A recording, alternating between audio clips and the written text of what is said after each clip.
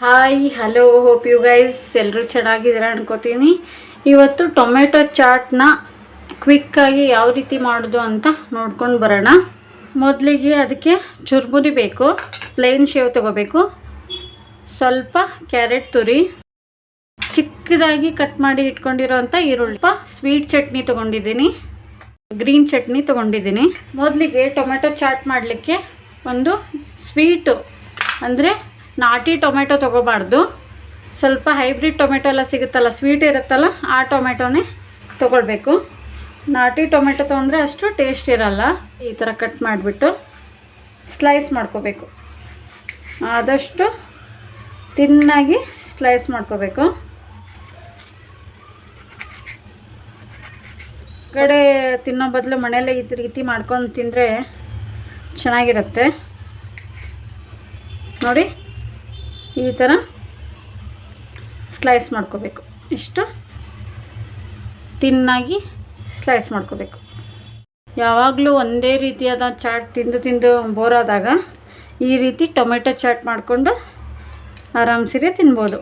ಮೊದಲಿಗೆ ಈ ಥರ ಸ್ಲೈಸ್ ಇಟ್ಬಿಟ್ಟು ಅದ್ರ ಮೇಲೆ ಸ್ವೀಟ್ ಚಟ್ನಿ ಹಾಕ್ಕೊಳ್ಬೇಕು.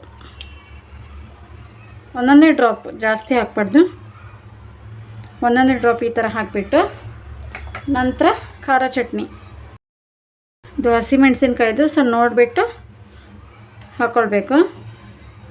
ಒಂದೊಂದೇ ಡ್ರಾಪ್, ಜಾಸ್ತಿ ಹಾಕ್ಕೊಳ್ಬಾರ್ದು. ಈಸಿಯಾಗಿ ಕ್ವಿಕ್ಕಾಗಿ ಮನೆಯಲ್ಲಿ ಮಾಡ್ಕೋಬೋದು. ಈಗ ನಂತರ ಕ್ಯಾರೆಟ್ ತುರಿ ಹಾಕೋಣ. ಎಷ್ಟು ಕಲರ್ಫುಲ್ಲಾಗಿ ಕಾಣಿಸ್ತಿದೆ ನೋಡಿದ್ರಲ್ಲ. ಬೇಕಾದರೆ ಇದರಲ್ಲಿ ಕುಕ್ಕುಂಬರನ್ನು ಸ್ಲೈಸ್ ಮಾಡಿ ಚಿಕ್ಕದಾಗಿ ಕಟ್ ಮಾಡಿ ಹಾಕ್ಕೊಳ್ಬೋದು. ನಂತರ ಈರುಳ್ಳಿ ಹಾಕೊಳ್ಳೋಣ.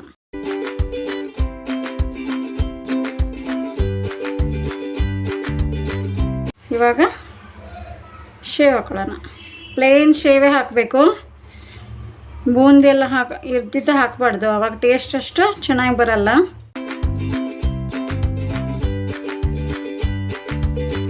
ಇವಾಗ ಚುರುಮುರಿ ಹಾಕೊಳ್ಳೋಣ.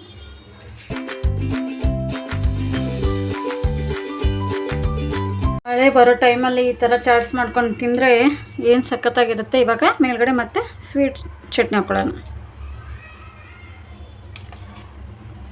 ಎಷ್ಟು ಕ್ವಿಕ್ಕಾಗಿ ಮಾಡಿದ್ವಿ ಅಂತ ನೋಡಿದ್ರಲ್ಲ ಫ್ರೆಂಡ್ಸ್. ನೀವು ಈ ರೀತಿ ಮನೆಯಲ್ಲೇ ಮಾಡಿಕೊಂಡು ತಿನ್ನಿ.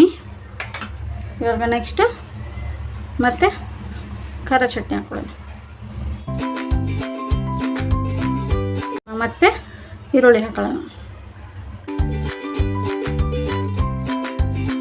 ಸ್ವಲ್ಪ ಕ್ಯಾರೆಟ್ ತುರಿ, ಜಾಸ್ತಿ ಹಾಕೊಳ್ಳೋ ಅವಶ್ಯಕತೆ ಇಲ್ಲ, ಸ್ವಲ್ಪ ಸ್ವಲ್ಪ ಹಾಕಿದರೆ ಸಾಕು. ನೋಡಿ ಎಷ್ಟು ಕ್ವಿಕ್ಕಾಗಿ ನಮ್ಗೆ ಟೊಮೆಟೊ ಚಾಟ್ ರೆಡಿ ಆಯ್ತಂತ. ಈ ಥರ ಸ್ಲೈಸ್ನ ಮಾಡ್ಕೊಂಡು ತಿಂದರೆ ಎಷ್ಟು ಸಖತ್ತಾಗಿರುತ್ತೆ. ನೋಡಿದ್ರಲ್ಲ, ಕಲರ್ಫುಲ್ಲಾಗಿ ನಮ್ಮ ಟೊಮೆಟೊ ಚಾಟ್ ರೆಡಿ ಆಯ್ತಂತ. ನೀವು ಇದೇ ಥರ ಮನೆಯಲ್ಲಿ ವೆರೈಟಿ ಚಾಟ್ಸ್ ಮಾಡಿಕೊಂಡು ತಿನ್ನಿ.